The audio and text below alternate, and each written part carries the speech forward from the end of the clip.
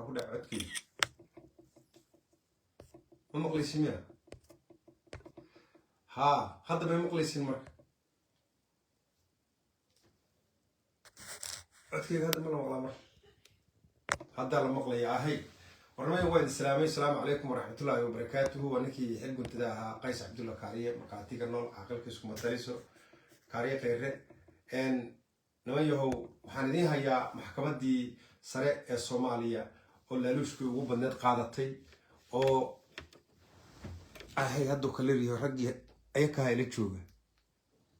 هادو كلري هي كلية أوكي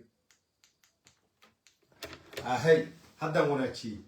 إن محكمة دي وصل رئيس الصومالية وحيلي وحان قادتي لالوشكي وبندنا أو $1,000,000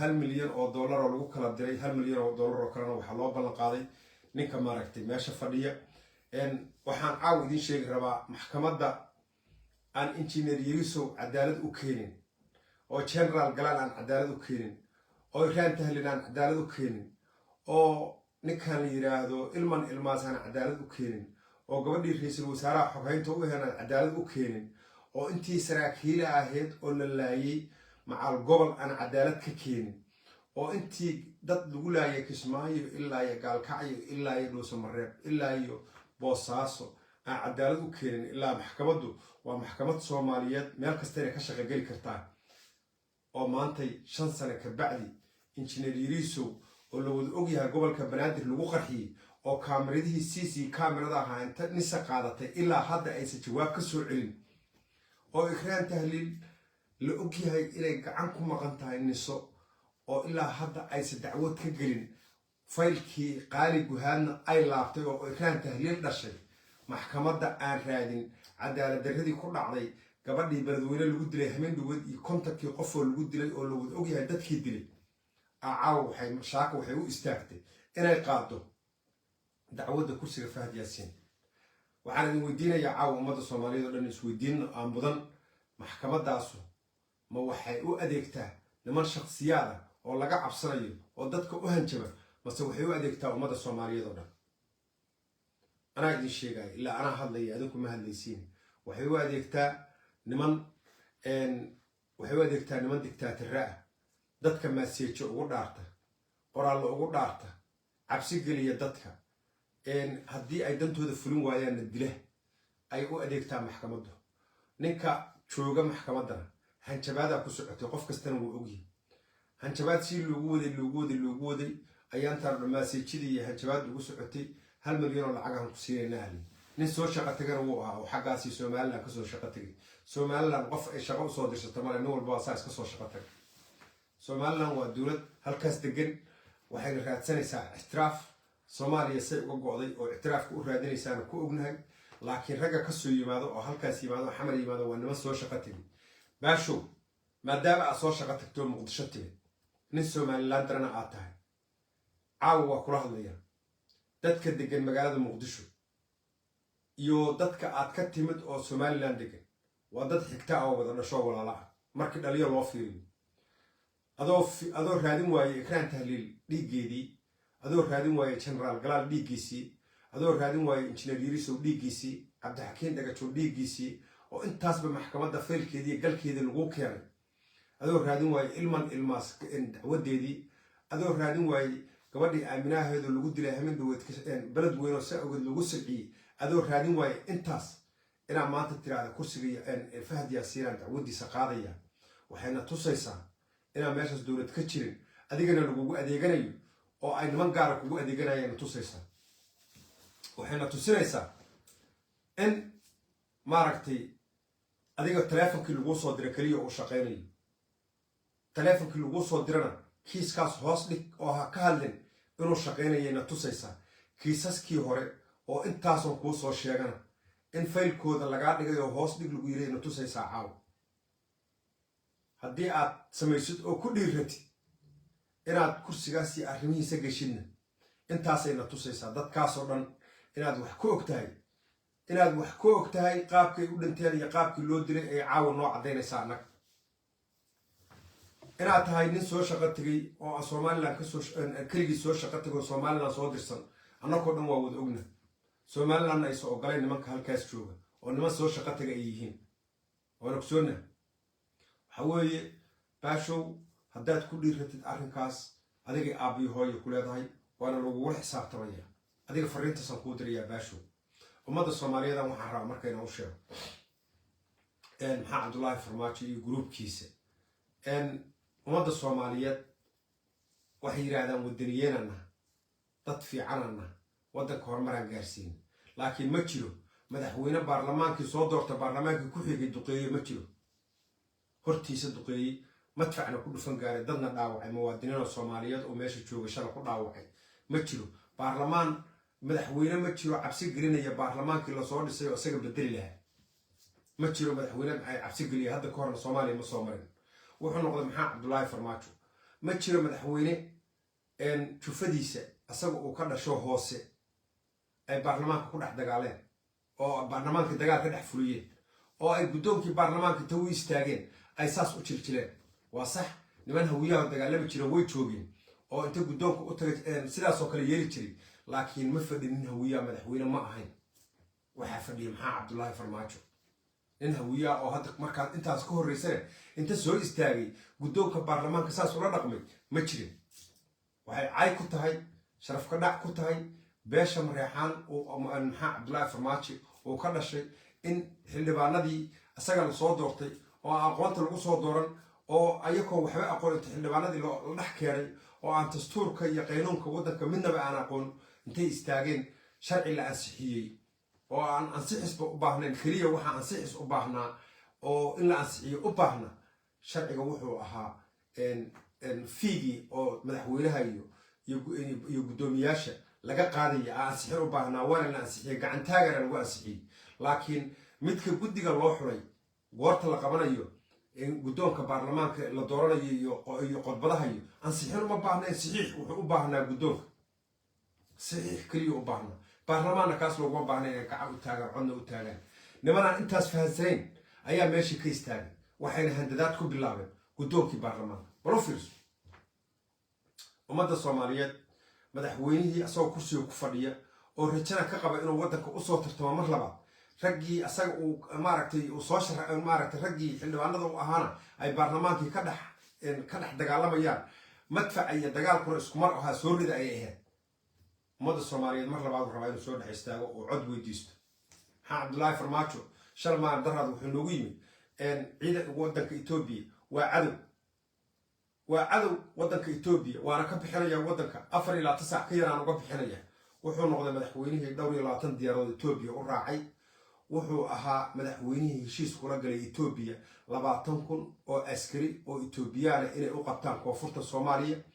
waqooyiga soomaaliyana ay 10,000 oo askari oo afrika oo ah oo eritreyaan ay u qabtaan 30,000 oo ciidana kula heshiiyey afrika iyo abi axmed u ahaa ilaahay wuxuu ku fashiliyey dagaalka tigrey oo dhacay tigrey marka dagaalkeeda dhacana etoobiya iyadaa ciidan u baahato ciidan la-aan ku dhacdo maxaa cabdullaahi farmaajo heshiisyaduu soo galay heshiisye loo soo bandhigi kara shacabka soomaaliyeed ma ahayn heshiisye waxay ahaayeen qayaanaha kulligood maadaama heshiisyadaas qayaano ahaayeen ummadda soomaaliyeedna aan loo soo bandhigi karin wax la sheegi kara ma ahayn laakiin ilaahay subxaanahu watacaala wuxuu ogaa qalbigiisa etoobiyana dagaal ku riday ciidanna wuu waayey wuxuu ku dayey isagoo intaasba waayey inuu kuwa soomaaliya joogo keliya ku qabsado magaalada muqdisho ku dayay soomaaliya 2 sano oo wuxuu ku dayay oo isheeg oo kororsi way u socon weyday ragaa hor istaagay wuxuu ku dayay mar labaad iyo mar saddexaad ciidamadii intuu u yeeray oo shiriyey inuu yiraahdo gobolka banaadir waxaa kasoo dhameeyey nimankii yasmaanada ahaa oo caloosha wax ka maqli jiray cali geediye cali yaro cali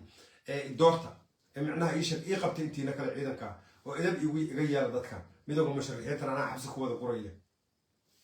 xijaab iyo waxaa ka diiday aniga sida maqaale igu soo gaarto ciidamadu ay ii sheegaan mar walba iyo ninka la yidhaha odawaa inta kale waa ku raacaysa jenaraal biixi waa ku raacayay farxaan qaroorna waa ku raacayay caliyana ha sheegan kuwaas waa yeesmaano iyo ninkaa la yidhaha iyo ii sheegiyo iyo inta kaloo soo raacda waa ku raacaya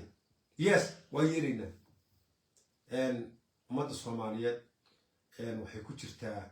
gacan cadaway ku jirtaa gacan dowladeed kuma jirto dowladna kama jirto soomaaliya gacan cadaway ku jirtaa runta markii laga hadlo ilaahay laga cabsado gacan waxay ku jirtaa cadow ay ku jirtaa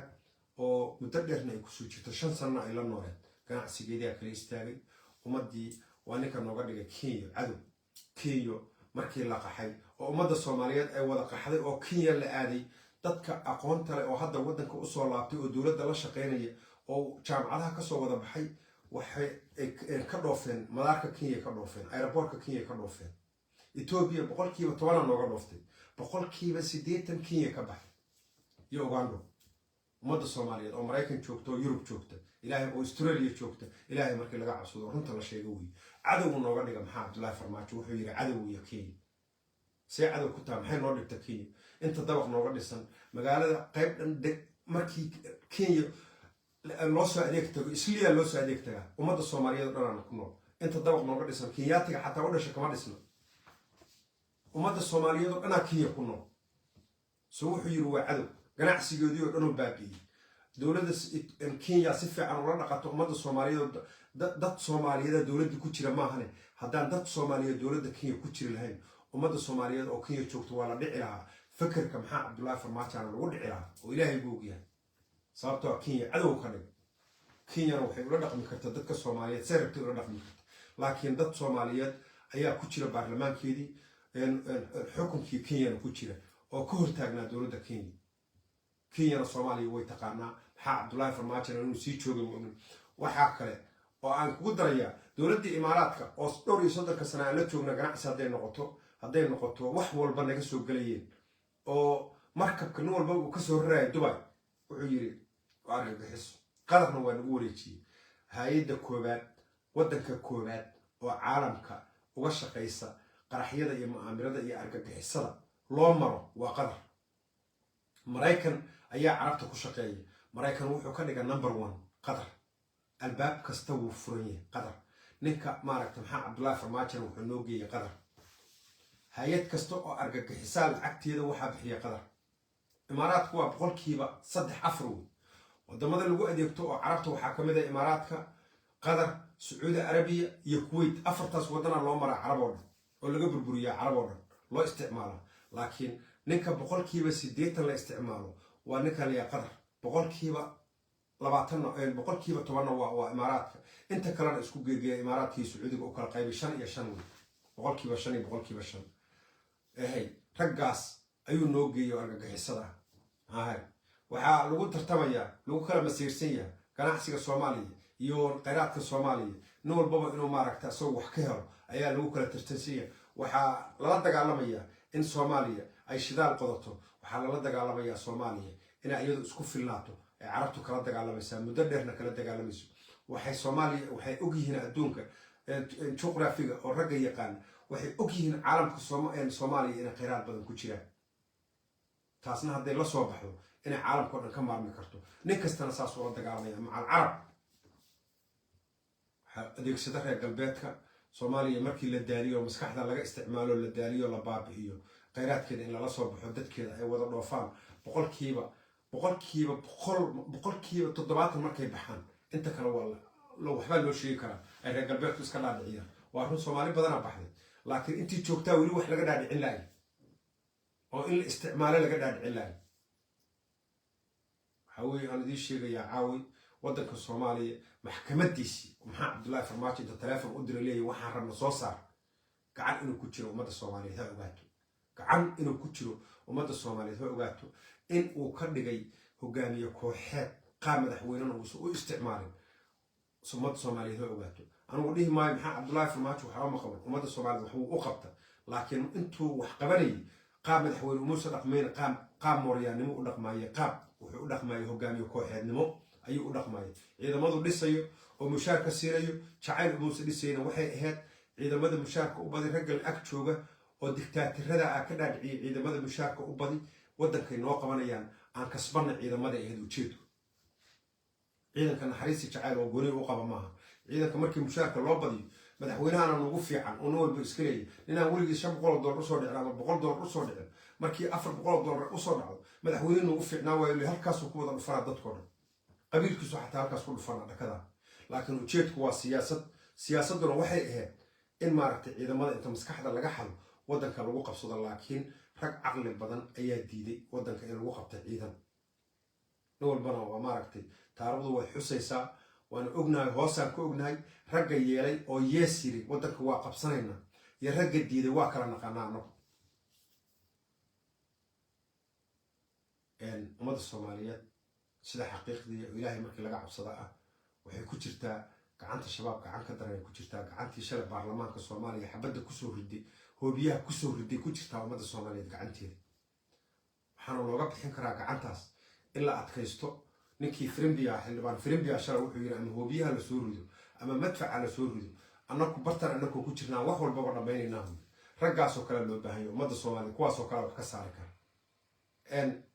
ma arag weligay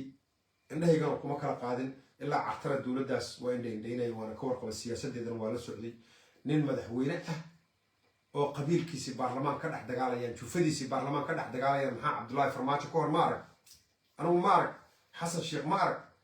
farmaajo ma arag ninkaan yiraahdo farmaajo aan dhehine sheekh shariif ma arag Cabdullaahi Yuusuf nima jeerteeno saas ugu dagaalamay ma arag xilka laga qaado waliba Cabdullaahi Yuusuf xooga looga qaada nima jeerteeno saas ugu dagaalamay ma arag aniga idaba ilahay kuraastay fadhiyeen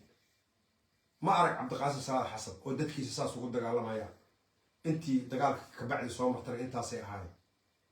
ma arag anigu intaasna waa la socdo kulligood waa la socdo laakiin shalay waxa dhacday niman jufadiisa hoose ah intay istaageen inay handadeen gudoonkii baarlamaanka ku meel gaarka ceebtaas ugu weyn ayaa waddanka soo martay raggaasaa waxay rabaan waddanka mar labaad haddana xil u qabanaynaa inay dhahaan ummadda Soomaaliyeedna ay wax ka dhaadhiciyaan rabaan raggaas Soomaaliya indhihiina fura dadka ay wax u dhiibanaysan xildhibaanada cusbaan la hadlaya indhihiina fura waxaan kaloo idin hayaa caaw xildhibaanadii cusbaa oo ay ku faanayeen nabad iyo nolol oo la yiri wax anaka iskala ugu badan meesha waxaan idin hayaa in la kala watay Xasan Cali Kheyre Cabdiraxmaan Cabdishakuur Xasan Sheekh Maxamuud Sheekh Shariif inay kala wateen oo hotel kala degsadeen nimankii Baydhabo idin hayaa caaw xaqiiq way waxaan idin hayaa maxaa Cabdullaahi Farmaajo inuu rag lacag intuu soo dhiibay oo yiri hotel soo dega ayna ka diideen si cad uga diideen aan idin hayaa waxaan idin hayaa in hotel kala degsadeen dhalinyaradii reer Baydhabo la dhax galay lagana dhaadhacshay meeshaan ma baabuura rabtiin iyo bullet proof iyo waxa rabtiin iyo rag idin waar Cabdibilyaal idin waardiye man yes man na iska noqotina rabna arabtiin wayna yeelan way aqbaleen saaxiibayaalow anigu waan idin jeclahay xil guntadaan ahay xaqiiqdaan idin soo gudbinaya runtaan idin soo gudbinaya Xasan Maxamuud ninkii la dhihi jiray awood gooni oo la soo baxaaliyay waa laga yaabay xildhibaanadii oo dhan Xasan Maxamuud iigeeya ka dhacday iyo ina Cabdishakuur ninkii ina Cabdishakuur ama imaaraadka lacag soo siiyay ninkii ina Cabdishakuur iigee iyo Xasan Sheekh Maxamuud iigee xamar ka socotaan wararkii ugu dambeeyay helay aniga xaqiiqo in farmaajo ugu badan annakay gacanta noo wada taagayaan annakay noo ansixina in waddanka laga badbaadshay ay degdeg shar oo ansixiyeen hal gacanay wada taagay shalay degdeg ayadoo hoobiye ku socday xataa bixi waayeen in farmaajo waddanka laga diray ka go'antaa xildhibaano yar oo caloosh shaqaystayaal oo yes man way ku dhex jiraan waa ogsoonaanay laakiin intii kale waddanka waxay rabaan in la badbaadsho saas waxaad xildhibaan ku tahay oo aad ku shaqayn kartaa xildhibaan markaa waddanka ku hagtid meel wanaagsan haddaad waddanka ku hagtid meel qaldan adiga hadda xildhibaan ma noqonayso meelaad joogtana arki maysid ammaankaagana farahu ka baxayaa baabuurkaa saarantahay in lagugu toogtaana dhici karta adiga xildhibaankaan kula hadlaya waxaa xildhibaan noqon kartaa markaa xildhibaan noqotid markaad noqotid Firimbi oo kale markaad noqotid ninkan iyo gabadhii oo Sacdiye la dhihi jiro oo ka timid Puntland iyo wiilkan Kismaayo oo Firimbi la yiraahdo